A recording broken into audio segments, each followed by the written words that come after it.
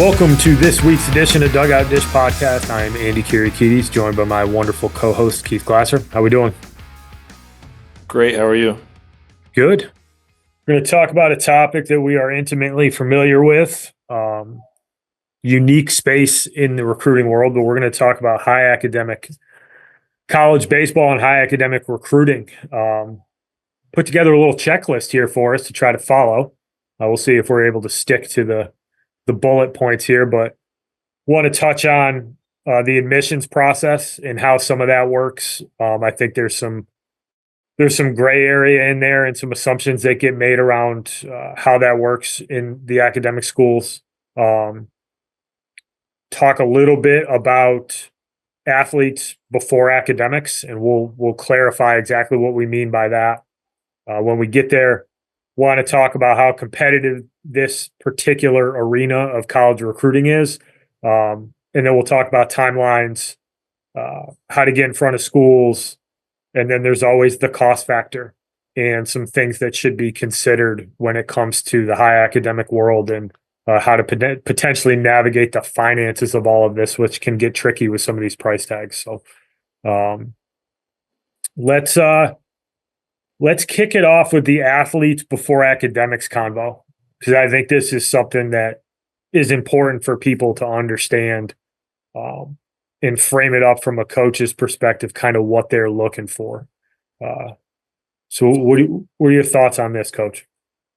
You need to be a baseball player first who happens to have really good grades. By and large, coaches are not going to just go looking for grades first and then athletics second. Generally, and by and large, it's going to be, do you have the physical skill set to be able to play at their level of competition? And then where do your grades slot in after that? I think the only caveat to that statement would be, what your intended major is going to be. And I say it from the standpoint of when I was at RPI, if you were more of a liberal arts type kid where you wanted to be a history major or an English major or journalism, something of that nature, we didn't have that at RPI. So that would be the lone kind of caveat to the academic piece of that conversation of like, hey, what is your intended major? Well, it's history. Like, okay, we don't have history. So, I wish you the best of luck. And if anything changes, let me know. So if there's a niche in which a school might be where, RPI is generally more STEM focused, that would be the lone time where the academic piece might from the jump be something that coaches might kind of like, they might just check the box on like, hey, what's your intended major, right? Like, I don't really need to know all the other stuff right now, but what are you interested in majoring in, to make sure that they have it before they go down the road of recruiting you even further. But for the most part, it's going to be, what is your initial skill set and how does that fit into their program, their level of competition, what they're looking to do. And then from there, we'll start to figure out whether or not we think you're going to be able to be admissible academically or even competitive in the admissions process, right? So, it's going to vary school to school on what they can do from a support standpoint. So that could change some things for some people, but the rule is like, we're going to make sure that you are going to be able to play at our level first, and then we'll figure out the academic piece second. Yeah, and I think that's oftentimes, and we've talked to people about this, and we've definitely mentioned it on the podcast before, but I think oftentimes that there's a little bit of a misconception that it's kind of the other way around. And make no mistake about what we're saying. The academics matter, right? But the coaches are going to evaluate you on your ability to contribute to the program. And that's where it starts. And then they're going to go and check that box around, all right, is this kid academic enough for us? Has he done what he needs to do in the classroom? That's going to happen in very quick sequence if they think you are a player that is good enough for them. But having a 1,500 and a 4.0 with 10 APs doesn't qualify you to go play at Yale if you're not good enough to play at Yale. Um, so just understanding that, I think, is a really good place to start. I mean, at the end of the day, these high academic schools, don't get it twisted. They want to win. This isn't a bunch of smart kids rolling out baseballs and having a good time. And, it's not club baseball. The Ivy League is legit. Division III high academic baseball is super, super competitive. They need ball players. They need athletes. They need competitors. And probably the simplest way to put it is they want baseball players who are smart, not smart kids who like to play baseball. And I think that there is a very strong distinction between those two. And it's important for people to understand for two reasons. One, grades don't just get you in the door because you have really good grades. But from a mindset perspective, coaches are looking for guys that baseball is 1A on their list of things that are important to them, right? 1A, 1B academics in baseball. They don't need guys who put the academics way ahead of the baseball because they need dudes who are going to show up, who are going to do the things that need to be done to be competitive at that level. And I think a good way to frame up the level of competitiveness is if you take a look at the Ivy League right now and you track some of these guys who had extra years of eligibility and where they're going. You got a handful of Ivy League guys, more than a handful, that are all over ACC and SEC rosters. And I think that's a testament to the level of play in the Ivy League right now. And it's not any different. It's not much different for the Patriot League and some of these other high academic Division Ones. You start talking about like Davidson and Richmond and Georgetown, and I'm definitely leaving some off, but like you think about these elite academic schools, the kids who are playing at these places can play the game at a really high clip. Davidson's had a top 50 draft pick recently. Richmond's got guys that have moved on from their program to the SEC.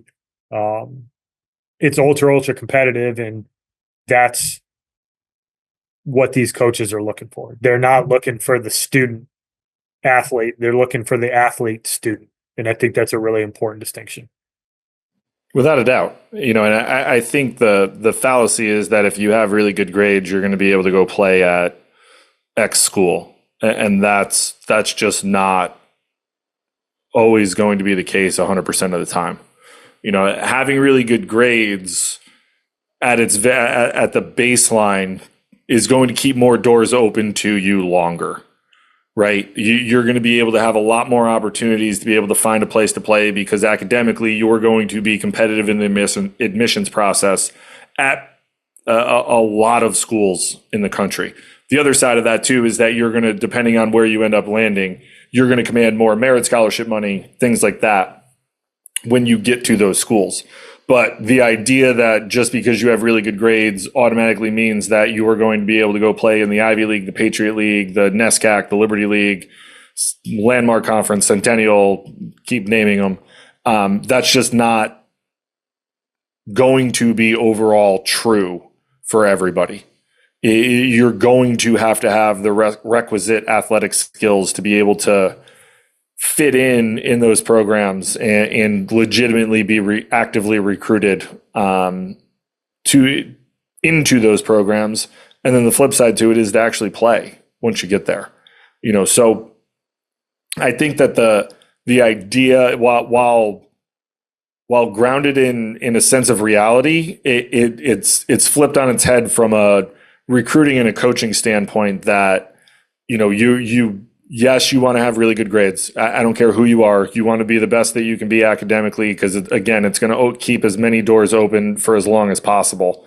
And it gives you more options in the recruiting process.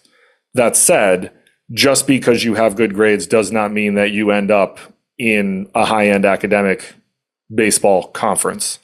You're going to have to be able to play, and you're going to have to love baseball. You're going to have to love the weight room because you're going to spend a lot of time doing it.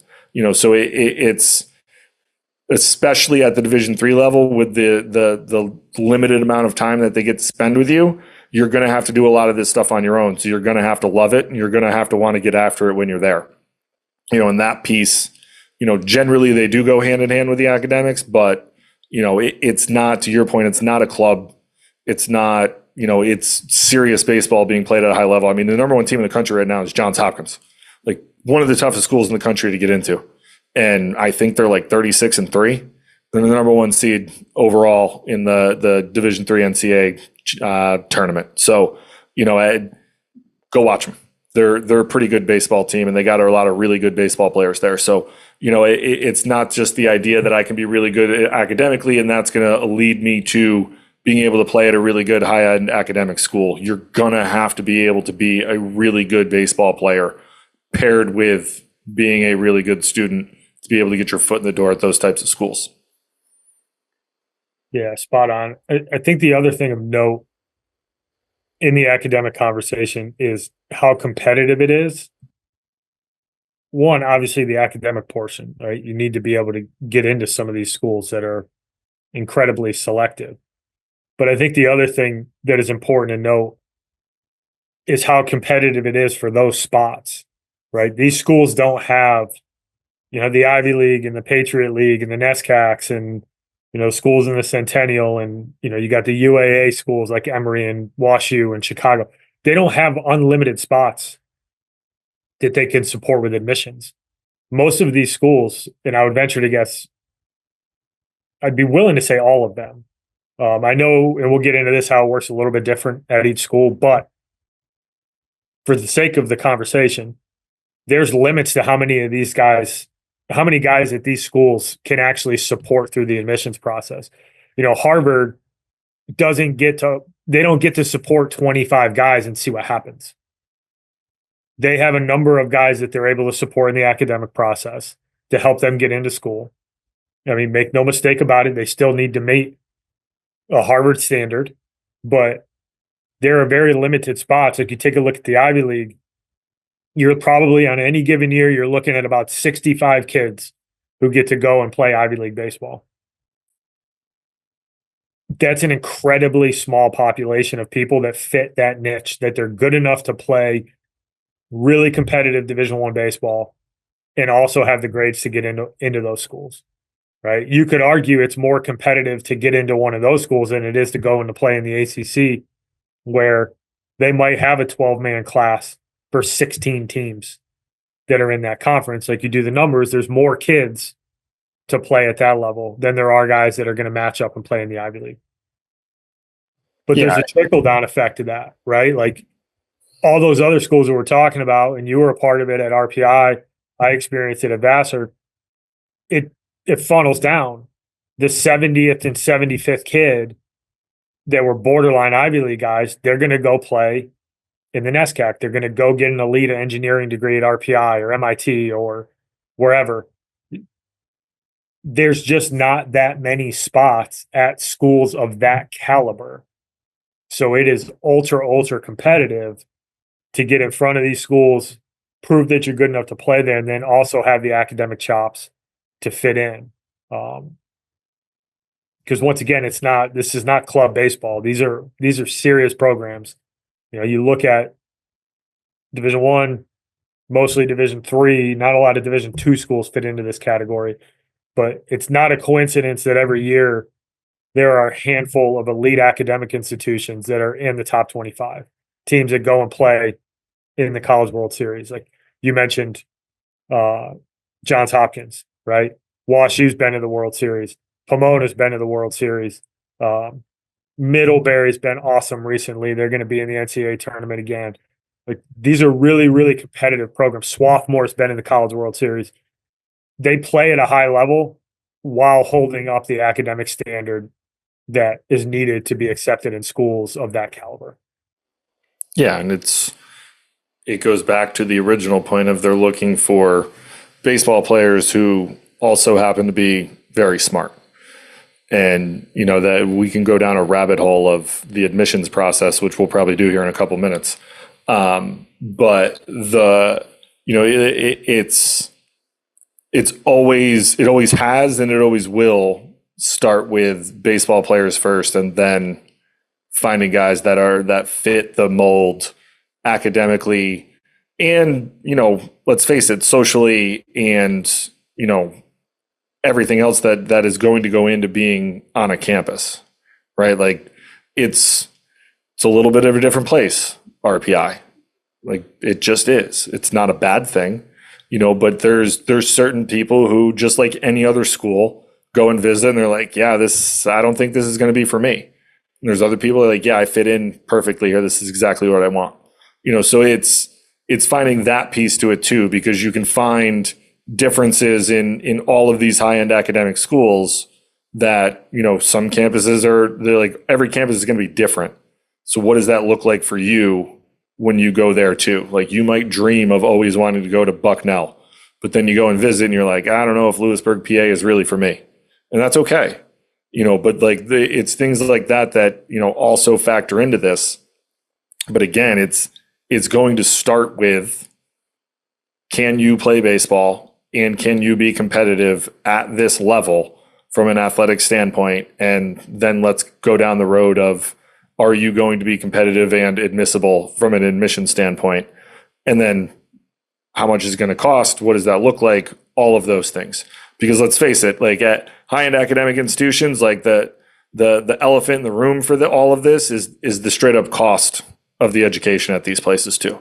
Like that has to be a factor in your decision making when you're going through this process too, right? Because to your point, it's very competitive from an admission standpoint, just in general, right? Like with anybody who's just trying to go and apply to those schools and be accepted, So I think sometimes you can get a little jammed up in wanting to get into that school and having, okay grades. And, it's a hard realization to kind of see like, okay, they're going to get 40 applications from my college, from my high school, and I'm the 80th ranked student in the class. Like they're going to have a hard time justifying taking number 80 when they're denying 15 through 40. So like that's something that, I think needs to be considered as well. And we can talk about that a little bit more with the admissions piece. But the high end academic world is not as cut and dry from an academic standpoint that I think it lends itself to sometimes. And it's easier to think about through the Ivy League because, like, yeah, I don't have Ivy League grades, but I think I can get into these schools, and they're wildly competitive from an admission standpoint. So like, this is why we always harp on the fact, like, you want to be the best version of yourself academically so that you give yourself the best chance to be admissible in a lot of these places. I mean, you're talking about, I just did a little quick impromptu search, which is more your specialty than mine. But, you start looking at some of the acceptance rates at some of these schools, right? And I won't even include the Ivy Leagues because, you're talking Harvard at 3%, Columbia at 4%, right? These numbers might not all be completely accurate, but you're looking at getting an idea of how competitive it is. MIT 4%, University of Chicago 5%.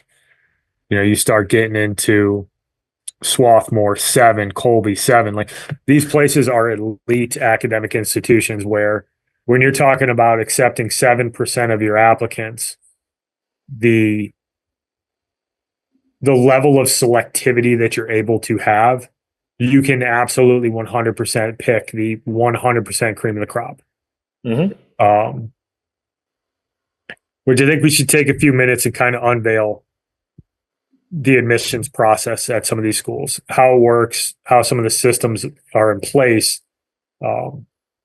This is definitely veiled, right? I'm not an admissions counselor. But what I can tell you is that there's more that goes into it than your test scores and your transcript. Where you're from, the high school you go to, where you profile with your particular high school matters. And it's something that factors in. And I ran into this at Vassar where we would bring a kid to the table from the admissions perspective. Say, hey, we really, really like this kid. On the surface, he checked a lot of the academic boxes that we were looking for. You're talking low to low to mid 30 ACT type kids, 32, 33, 4.0s with the prerequisite APs, but they happen to go to a high school where that student is the 30th best student in that high school and will have 8 applicants from that high school that are better students than him. You may not be able to get in as a result of where you go to school. So it's not quite as simple as transcript test scores, right? They're considering school profile, they're considering the amount of APs that are offered and how many of those are you taking relative to your transcript. They're looking at extracurriculars. They're looking at what state are you from? How are they going to be able to populate their campus with geographic diversity? Like these are things that actually factor into it that I think sometimes on the surface get overlooked. The other thing is there are systems in place for athletic support through the admissions process. All of these schools have some level of communication with their admissions department to understand guys that they're recruiting, whether they're going to be admissible or potentially admissible into that particular school. In general, most of the schools have a system that somewhat mirrors the Ivy League, which they use what they call the academic index. I'm not going to get into the 221 and the 193 and all that kind of stuff. But basically what they're trying to do, a version of the academic index, is each applicant gets assigned a number. And your class, based on your spots, needs to average out to a certain number in order for you to accumulate a class that is going to be able to get into school. So if you have a guy who is a 36 ACT 4.0 with 9 APs and he's the valedictorian, that might give you a little bit of wiggle room with somebody who might be a little bit lower than the normal standard, right? That's the general system. Each school has their own little nuances of that process. Other schools operate off of a slot system or a color system where you've got like A bands, B bands, C bands, or green, red, yellow, and you get a certain amount of kids that fit into those particular bands that you can support in a particular class. I was talking to a coach at a Division III school, super high academic Division III school, who's given me some insight into how things have changed over the years. And basically what they have is a set number of A bands. A bands are going to be kids that are very much admissible, people who meet the standard at that school. B bands are going to be, you're really, really competitive, but if we threw you into the general population, it's probably a coin flip. And then you get maybe one quote unquote C band where that needs to be your top guy. There's very few circumstances where that person would get in without you having full support of them from an athletic perspective. So this idea that if we like you, we can get you in because we work with admissions is a little bit false. Coaches certainly communicate. They get an understanding of where a kid sits in the admissions process, but they are limited by the factors that are put forth to them by the admissions office. Because once again, when you're as selective and competitive as some of these schools are, they don't need to bend over backwards to bring in an athlete because there's kids banging down the door with credentials just as good as them to get into that school. And I think that's an important thing for people to understand. Now, you've gone through this as a head guy. Am I right? Oh yeah, I'm sorry. I thought you were gonna continue on with a statement there. I paused for a second because I was trying to stream of consciousness there. Sure. No. Don't ding us on the pause, by the way. Don't comment on that on the YouTube channel. But yes, I think it's now my process is a little bit different at RPI, but it's going to vary school to school. And that stuff is going to hold true at a lot of different institutions. But what's always going to be, I'm never going to say never, but I would argue that 99% of the time, all coaches are bound by admissions. at the end of the day. Like you can't go to admissions and say, I really want this kid. This kid's really good, but he's below the academic standard here, and they're just going to let him in. You're going to have that kid's going to have some semblance of competitiveness from an admissions standpoint for them to even think about it, right? And some of these schools have super hard deadlines when it comes to admissions, and specifically within the academic world, the transfer deadlines are pretty hard and firm, and they're extremely early, like March for fall semester transfers, where a lot of people aren't necessarily thinking that they're going to leave, whatever it might be. They're not in the portal, can't really get in the portal, whatever situation you have. So it's hard for these kids to really know that they need to apply and go there, and you miss that window. But from an undergraduate standpoint, there are two, right? So division or RPI had November 15th, I believe, was always early decision one, which is a pretty firm date. December, usually it was like December 15th or November 1, excuse me, was early decision one. December 15th would be early decision two. And then regular decision was always February 1. Or January 15th or February 1. It depended on the year, but generally speaking, it's in that window. Now, as long as you have your application in on time, all of your other stuff can come afterwards, and that's generally the same rule at all colleges. You just have to have your app in because you're not really submitting all of your other stuff. It's typically going to be your guidance counselor, so they know that it's not on you. But as long as your app's in time, you're going to be good. But those deadlines are firm, right? Like at RPI, like I could not go. Like I know there are a lot of schools that kind of have the rolling admissions piece where like, hey, it's March of your senior year and you want to apply to said school. There are a lot of schools out there that do rolling admissions that will allow you to apply and get accepted, and then you can enroll in the fall. At a lot of high-end academic institutions, that's not going to fly. Like they're probably getting prepped to send out admissions and denial letters around that time, March, April, especially in April, because usually start of May is when you have to deposit. So like they're not entertaining anyone coming in super late, right? It's going to be, though you're going to have to be in November, December, January, February at the absolute latest to get, admitted into these schools. So, for me, and I've gone through this process, and I have not talked to Coach Falcon about this, who's currently the head coach at RPI, but I would imagine it's about the same.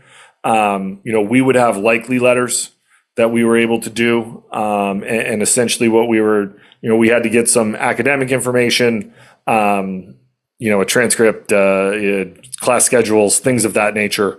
And, a couple other things that very minimal information, but enough to kind of give a snapshot from an academic standpoint. And if admissions thought that you were going to be admissible, they would tell you like, as long as you continue on this path, you will be admitted when you come to RPI.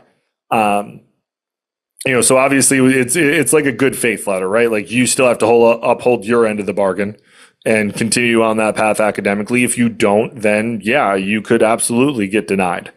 But as long as you continue to do what you're going to do academically, then, when you apply, you have a 95% chance of being admitted because you've done everything it is that you need to do.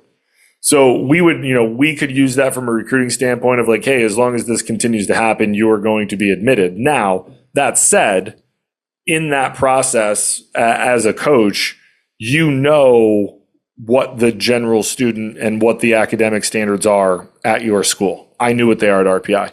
So I only brought kids to admissions that I felt would be competitive in the admissions process. If I thought it was going to be below what they would generally admit, then I might have a conversation of like, hey, this is what I have. What do you think?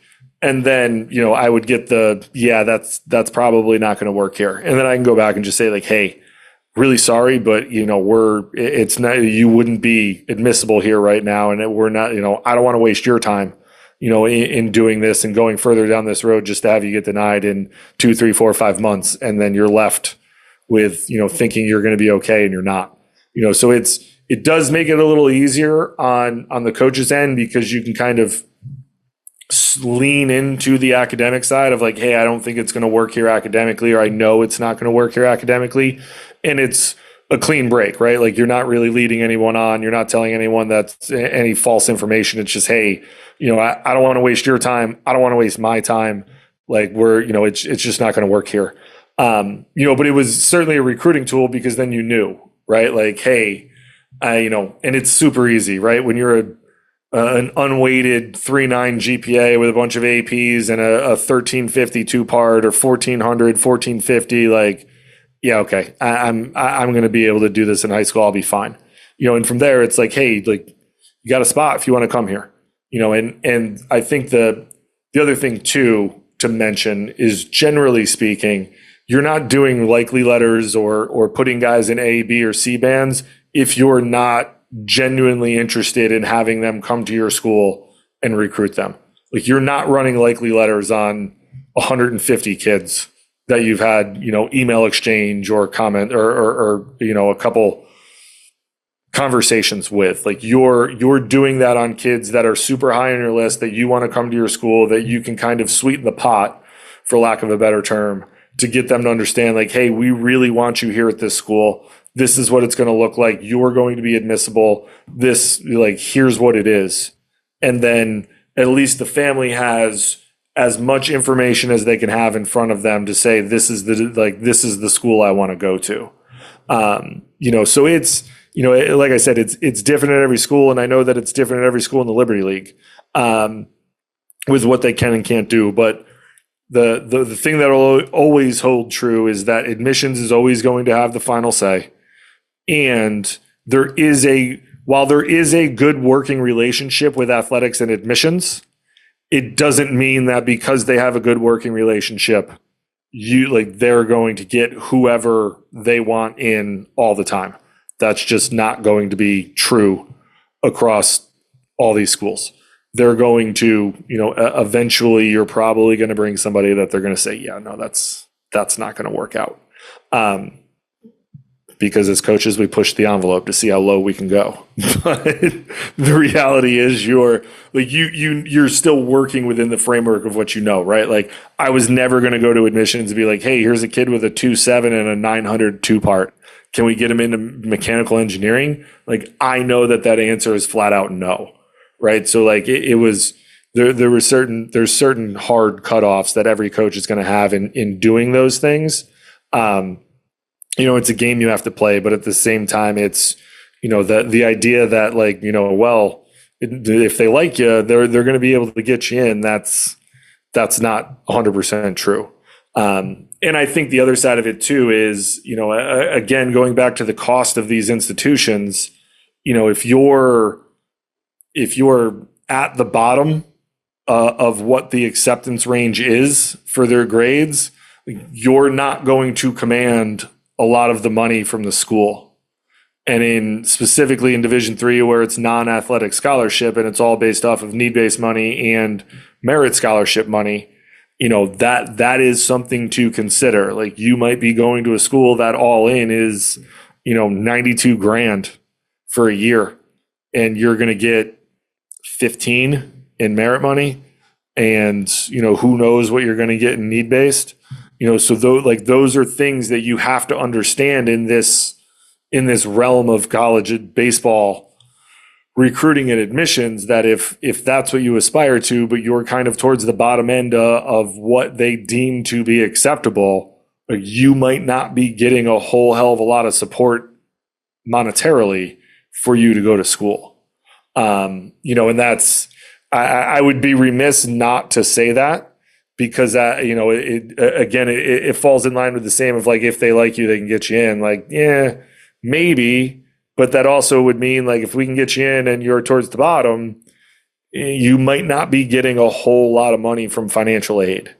And that creates a whole other bag of issues that we're going to have to open up eventually with financial aid. And, they might be able to get you a couple thousand more here and there, but like, you're not going to be getting what the top flight guys are or girls that are going to those schools to play a sport, right? Like, if you're a 4.0 unweighted and you got a 1,500, you're getting a lot more money than the kid who's a 3.7 and a 1,300 because that's going to be towards the bottom.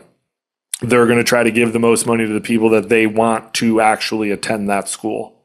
And that's just what college admissions and financial aid is like, and without athletic money, it can get expensive. And that's just another thing to consider when you're talking high-end academic athletics. 100%.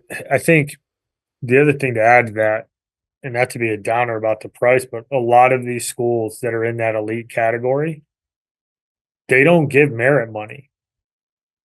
It's only financial aid, need-based money. And that can make it really difficult because you don't have an in to get that cost cut, right? And it's not all schools, but a lot of these really elite schools, they're not going to provide merit-based money. It's almost all going to be based off of the family's financial situation and what you qualify for. The good news is that most of these schools have really accurate financial aid calculators where you can go onto their website, you can enter in your financial information as long as you're being truthful, right? Because the FAFSA is going to dig on stuff, right? Assets and all that kind of stuff. But if you're honest about what you put into that calculator, it'll give you a really good understanding of here's how much you're going to be on the hook for on a year-to-year basis. And that can change every year, right? Some schools take into consideration if you have another child who's in college, and they'll treat that as an expense, and you'll get different financial packages based on that. Some schools don't care. This is the price tag. This is what you show financially. This is how much money you're going to get. Some of these schools, it's become more popular. I think it's awesome that if you're below a certain income, you may not pay anything, right? So doing your due diligence on the financial piece, I think, is really important for people. And I think the next layer to this conversation around the financial piece is that if finances are a concern, which for a lot of people they are, right? College is incredibly expensive, and it doesn't matter if you're going to one of these elite schools that's going to cost $85,000+, or even in-state tuition can be too much for some people.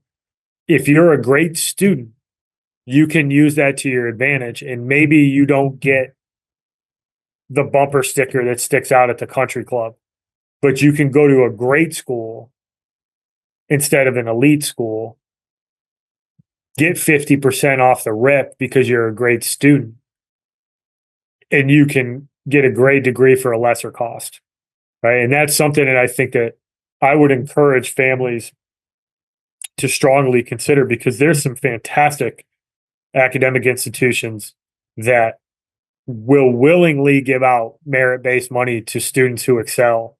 So if finances are a concern, yes, you need to kick the tires, right? If you're one of those elite students, if you're the 1450, 1500, 4.0 with eight or nine APs, top of your class type of student, but finances are a concern, go do your due diligence on the elite schools that you may be able to get into. But if those price tags are too high, go to that next tier of school and figure out where you may fit in from a financial perspective there. Because those schools open up a ton of doors post-graduation as well. And you can do some due diligence on what some of the post-graduation outcomes are, because you'd be shocked at how good some of those outcomes are at schools that aren't in that NESCAC, Ivy League, Patriot League conversation. They're just that one tier below. You can get an amazing outcome from a school for a significantly less cost. And I think sometimes people go into this conversation when you're an elite student, and it's like, I'm going to go to an elite academic institution no matter what. And you end up in $300,000 worth of debt when you get out of school, right? If mom and dad have the means to pay for you to go to a NESCAC school or an Ivy League school, and you're a good enough player to go there, by all means, good for you. Go get it done. But if that's something that is a concern, you need to do some research on some schools that may provide that opportunity for money to be given to you, right? That price tag to be slashed because you did excel academically while you're in high school. Yeah, and I think one of the other things too is what's the end game, right? What is the end game for what you want to do with your career? And you might not know, and that's fine. But there are schools out there that do offer, 5-year accelerated degrees and 6-year accelerated degrees, or, you can do a 5-year bachelor master's program at a lot of schools where your financial aid package stays for all 5 of your years, and you graduate in that 5th year with your bachelor's and master's together because your financial aid can stay for that 5th year. And, on the same hand, back to the end game, if you're somebody who wants to be a doctor or a psychologist or whatever, where you're going to eventually need to get your master's or more schooling, it's not the worst, a teacher, let's say, right? Like, it's not the worst idea in the world to get a teaching degree at a state school for a fraction of the cost, where you're going to graduate in 4 or 5 years with your master's and be certified to teach in said state, right? Like, you need to actually be, I'm fairly certain of this, so people can fact check me, but I'm fairly certain in the state of New York, like, you need to be certified by the state of New York. If you go to Bates and you want to teach in the state of New York, like, you're going to have to take some extra steps in order to end up being certified, where, like, let's say you go to Brockport, you're going to graduate and be certified immediately and for a fraction of the cost. So, it's at the end of the day, it's what you want to get out of it and what you're doing. But I think it's worth asking the question of what is the end game, right? And I think sometimes, these elite schools, and I've worked at them, we applaud that we deny 96% of applicants. But like, I don't know. I don't know. And I'm saying this as somebody who worked in the high end academic world for 10 years, albeit at a different place where, it was STEM, it was engineering, it was computer science. It's a lot of stuff that's highly technical and relevant in today's world. Like, I don't know how much different a liberal arts degree is at a super high end academic institution and the history degree I got at Marist College. Like, and I'm not saying this to be negative towards anybody, but like, I mean, the history that I learned is probably the same history you're learning at that school. Like, that stuff hasn't really changed. I mean, I could be wrong, but that said, I just think that it's something to think about in the process, right? Like, it's not something that needs to be, the determining factor, but like, think about that in the long run. Like, hey, I want to be a history major. Like, it's going to cost me $300,000 to be a history major at this school, or $60,000 in 4 years at this school. Like, it's history. It's not much has changed. No, I think it's a really important thing for people to think about, right? Because every family has different needs. They have different means to be able to afford this stuff. And to your point, the end game matters, right? You go to college, if you have to pursue education post-graduation, post-undergraduate education, right, graduation, there are very few mechanisms to get money for graduate programs. And you're pretty much going to pay full price if you're going to get a master's degree. Now, there's grants, there's different things that you can apply for, but for the most part, they don't take money off of the sticker price because you were really good in your undergraduate. It's not like high school where they're trying to get you to come to that school. When you go to get a master's degree, or you go to pursue your PhD, you're choosing to go into that. It's looked at a little bit differently. So if you can do really well in a more cost-effective manner from an undergraduate perspective, and then pursue a master's degree, you're going to save yourself money on the front end, right? And to your point, what you're studying, I think, needs to factor in, and you need to think about, well, what am I going to make when I get out of school? What am I trying to pursue? And these are all pieces of the puzzle that I think need to be considered, especially in the academic world, because of the cost of education. Right. I'm looking at a list of schools right now. Some of these elite schools, they're minimum $75,000 Just in tuition. just in tuition, minimum. Yeah, like the total cost of attendance when you start going into room You're and creeping board up and towards six books figures. and meal plans and the like that number starts climbing north of 85 to 95 very quickly. Yep. And I get it. I lived in that world. We still live in this world. Like this is why, we do a lot of what we do. And I'm not negating this by any stretch of the imagination. I just think sometimes that it's worth thinking about your end game, and it's hard to do when you're 18 years old or 17 years old, 16 years old. But understanding that there's more options out there, and the what you could be doing, and I think the other side of it too, like there's a lot of schools out there that are really really good at they're a good school, right? But they're really elite or super high end at one or two different majors or programs within that school.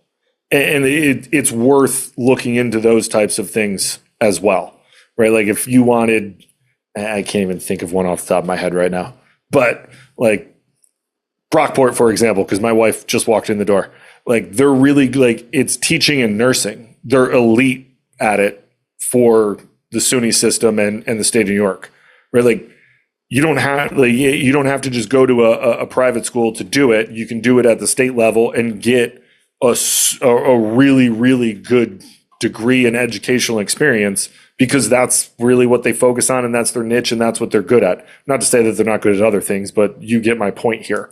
That there's schools out there that have really good programs within their academic setting that are a step above what might be considered their ceiling as an overall school. Yes. Yes. The other thing I want to touch on before we close this out, because I think that this is an important thing to understand, and it's less about the actual recruitment process and more about the preparation to get in the conversation with some of these schools, right? If you have aspirations of going to an elite academic institution, some of the stuff that we've talked about before, Ivy League, NESCAC, schools of that nature, right? Understanding what you need to accomplish from an academic perspective is also very important, right? Just like trying to be a college athlete, being good at the bare minimum isn't going to be enough, right? A 4.0 with no APs and you're just taking regular courses, or a transcript where your GPA is inflated by physical education and driver's ed. Like these schools are looking at rigor just as much as they are anything else. And you need to excel in those rigorous courses. So taking APs early on, right? If you're a parent who's listening to this, or you're a younger student athlete who's listening to this, and you're a freshman in high school, your sophomore, junior year need to build towards the rigor that's going to be necessary to be admissible at some of these schools, right? Taking one AP isn't moving the needle at an SCAC school. You're probably going to need to take two as a sophomore, one as a sophomore, two or three as a junior, three or four as a senior to be competitive from a rigor perspective. So you got to make sure that you're challenging yourself with what you're putting on your plate. Now, I'll caveat that with not all high schools are going to offer that many APs, but that's something that they consider, right? If they know that there's only 12 APs that were offered at your school and you took 8 of them, you're going to be good to go. Or you took 6 of them, they take that into consideration, the percentage of APs that you've taken relative to the number that are offered. But thinking that a 4.0 with all normal high school level classes is equivalent to the 3.8 with 7 APs is a false assumption. And in order to get into these schools, just like if you want to be a college athlete, you need to be willing to do the hard stuff. You have to be willing to challenge yourself with the weight room and the conditioning and the skill work. Like you have to put in all that extra work. If you want to go to one of these elite academic institutions, you're not going to be doing it by doing the bare minimum, right? Not all A's are created equal. And I think that that's really, really important for younger student athletes and parents of younger student athletes to understand that if this is what you're driving towards, you need to build towards that. Because once you get to your junior year, you can't make up for it with APs your senior year. You kind of already have to have that resume built a little bit. So taking into consideration as a freshman, as a sophomore, as a junior, and building out a course load that is going to give you the opportunity to be in the conversation with some of these schools. It starts well before the recruiting process. The academic stuff starts well before you're going to actually get recruited. Right. I also think too, I lost my train of thought. Yikes. APs, challenging curriculum. Gosh, I'm sorry, everybody. I completely lost my train of thought the whole time you were talking. I was like, I have to piggyback on this and say one thing. And then it just completely went out the window. We can come back to it. Gosh, you were talking about curriculum, rigor.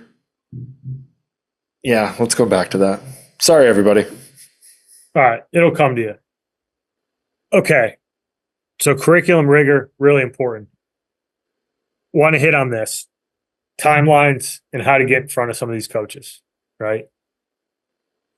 Most of the academic schools are going to operate on a little bit of a slower timeline for obvious reasons. Certain things need to be done from an academic perspective before they can fully evaluate whether you're going to be admissible or not. Do some of these schools move a little bit quicker? Go. I got it. Came back.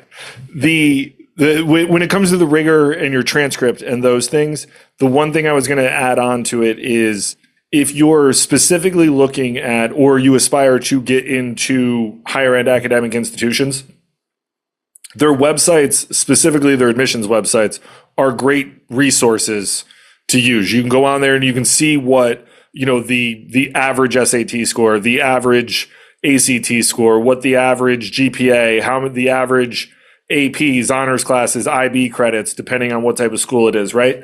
So you can go on there. The thing to keep in mind when you see all of those, right, is that it's an average. Like exactly what it means. People look at it and be like, well, it's a 1550. Like, yeah, but there's people below a 1550. There, it's a 1300. Like there's people below a 1300 because like that's the average. That's how it works. But the other thing too is that, at least to my knowledge, I would imagine that every single admissions department in the country has a general email box that you can email these questions to as well. Like you can email and be like, hey, I want to be a mechanical engineer at RPI. I am a sophomore in high school. What type of things does RPI look for in the admissions process for these students? And they'll give you a general email back that says like, hey, we look for, your course rigor and, what type of classes you're taking. Like if you want to be an engineer, you should probably take to at least pre-calc and physics, right? Like you don't want to just have like business and baking and underwater basket weaving on your transcript, albeit, very, very, very impressive that you can do it.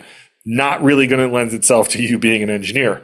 So you can ask those questions to the admissions departments as well. Nothing is stopping you from doing that and doing your research and due diligence on the front end from an admissions standpoint to see what it is that average student looks like. And where do you stack up in that, right? Like maybe your test scores are below the average, but everything else lines up to where you'd be above the average. Like you're probably going to be competitive in the admissions process. I'm glad it came back to me because I think it's important, especially in this realm. Like this information is readily available from an admissions standpoint on these schools' websites. Go do it, look at it, and get that information so that you have it and you can kind of see where you stack up. No, great point. Because we've talked about this with the engineering, that there are certain math courses that you need to take to be competitive at certain engineering schools. Period. Like if you don't have physics and if you haven't taken calculus and you haven't taken physics, there are certain schools that they're probably not even going to consider you because you haven't checked that box yet. So no, great Yeah, point. I mean, it's, I'm not going to tell you it's a non-starter at RPI. Like you have to have at least physics and pre-calc by the time you graduate high school. Now, if you go above and beyond, you're probably going to put yourself in a better spot. Now, are there areas in which you can go get a college course and do things of that nature? Like, yeah, absolutely there are. But you might find yourself in, I don't want like, it's not remedial math, but you might find yourself in a very basic calculus course your freshman year to make sure that your foundation for what you're doing moving forward is strong. It happens every year. It's not a bad thing. Like it's by no means is it's just what they do to ensure that you are going to have success moving forward, not just throw you to the wolves and hope that you figure it out. They want to make sure that you have the success moving forward. But like if you don't have pre-calc or physics, it's going to be really hard to be admitted as an engineer at a school like RPI. Well said. Timelines. All right. They're typically slower, right? For obvious reasons. Most of these schools, they need to have a pretty good idea where you're at academically before they're going to be able to make a commitment to you from an athletic perspective, right? There are outliers like everything else, right? But we're talking more norms. Are there going to be some Ivy League kids who are 2027s that make commitments this fall? Yeah, probably. But I can tell you right now, that's going to be contingent upon them doing some stuff, right? That they knock out what they need to knock out academically. There's going to be some guidance on what they need to put together from a senior year class perspective, all that kind of stuff. We've been through that with some guys. But for the most part, the high academic schools, if you're 2026, like this is when it gets really serious, right? You're coming to the end of your junior year. You've got a complete picture of what you've accomplished your first 3 years of high school. Um, this is when it really gets hot and heavy, right? And it doesn't mean, like I said, the Division One stuff is a little bit different, right? High academic Division Ones, they're going to try to move a little bit earlier if they can, right? But there are limitations, as we said earlier. You're subject to the admissions department, and most coaches, in good conscience, aren't going to extend an offer to a kid if they don't have some sort of an indication that that kid's going to be admissible at their school. Potentially with some boxes that need to be checked, right? But I can tell you that Ivy League coaches aren't offering kids and then praying for the best. They got a pretty good indication of this is what you're taking in your junior year. This tracks with what gets you in here. We need to make sure that we do what we need to do in the classroom, stay on the up and up, and kind of hold up your end of the bargain there. But the high academic Division threes, what's it? It's May 13th. It's starting to get hot and heavy, right? Transcripts, final junior year transcripts, test scores are coming in, getting ready for the summer. Like this is when it gets busy for these schools. But in general, they don't operate on the same timeline as the SEC and the ACC and the Big 12 and some other Division One schools that don't have the same academic barriers. And I think that's important for people to understand that just tends to be a little bit slower for good reason. I'm going to push back just a tad bit on your "it gets hot and heavy at the Division III level now" statement. Kind of for what you just said, but a lot of these schools need to see where you are at the end of your junior year, right? So most kids aren't going to start finding that out until mid to late June with where you are, what your test scores look like, and then the other side of the coin for that is all of the, I believe the NESCAC has a starting date on when they can start talking to admissions with stuff. RPI, unless it's changed since I was there, we never really had like a firm start date. But it was definitely later, mid to late July and into August when they would start kind of doing that stuff. So like everyone, and I think I think the podcast, and it's going to come out on Monday for those who listen of the Hurry Up and Wait podcast. While it seems like everything is moving very slow and there's not much action going on, it'll start to heat up here once you start getting to the end of June into July and August, because that's when coaches are really going to start to move on where you are academically, what that looks like, what your transcript look like, where are your test scores, and then where, let's get you to campus, let's see if we can get you admitted, those types of things. So it might seem a little slow right now, and it's by design, but there's a lot of moving pieces in all of this. It's not just, we talked about it earlier, where admissions is the one that ultimately has the final say in this. Like, they have to be a part of the process as well on the front end. It is, are there going to be outliers in this process? Absolutely, there are. If you walked in my office at RPI and you had a 4.0 unweighted and you were 1550, like, I know that you're getting admitted, right? Like, there's going to have to be a catastrophe for you to not be admitted if you have a 4.0 unweighted with a ton of AP courses that you knock down A's in, and you're a 1550 two-part who wants civil engineering. Like, that's an easy one to be like, hey, like, I don't really need, we're going to do an early read and all this stuff so we have it in writing, but we don't really need to do an early read because this one's relatively easy on this side of things. So it's obviously there's going to be, it's a different scenario for every kid, for every family, but that would be my lone pushback, that like until you get your final junior year transcript and you have an idea, like, and most of these schools can't really start doing anything with their admissions department until later into the summer, earlier in the fall. That's when but from that point forward, it can spin up really quickly on you for what's going on. Because all of a sudden 4, 5, 6 schools are saying like, hey, we can get you admitted, blah, you're going to be admitted at this school. Admissions really likes what you've done. We let's get you on campus. Let's see what we can do. See if we can be the right fit. So we can spin up pretty quickly from there. It just might seem like a slow burn until you get there. No, I think that's a good clarifying point. I should have been more specific around, this is when things are starting to come into clarity for these guys. But you're absolutely right. Like, offers and all that kind of stuff probably are still several months away, but this is when those coaches are freeing up to be able to evaluate guys and, get an idea where they stand academically. So no, thank you for pushing back, Keith. It's my fault, Andy. No, Keith, it's my fault. My fault. Accountability on this. It's my fault, Ryan. My bad. And there's a guest appearance from my wife. Hi, Brie. All right. Anything we didn't cover? No. I think we covered a lot of what we needed to cover, even more than we probably needed to on this high academic podcast. But I think this one's a tad bit different from other ones that we've cut. Like, I think we pulled the veil back on a lot of things and probably raised some questions for people who listen to this podcast and think about the high academic world, about whether or not, not whether or not it's worth it for you, but there's more than just meets the eye when it comes to I have really good grades, I'm a good baseball player. Like, there's a lot more that goes into this decision and what you want to do. And I'm glad we did this.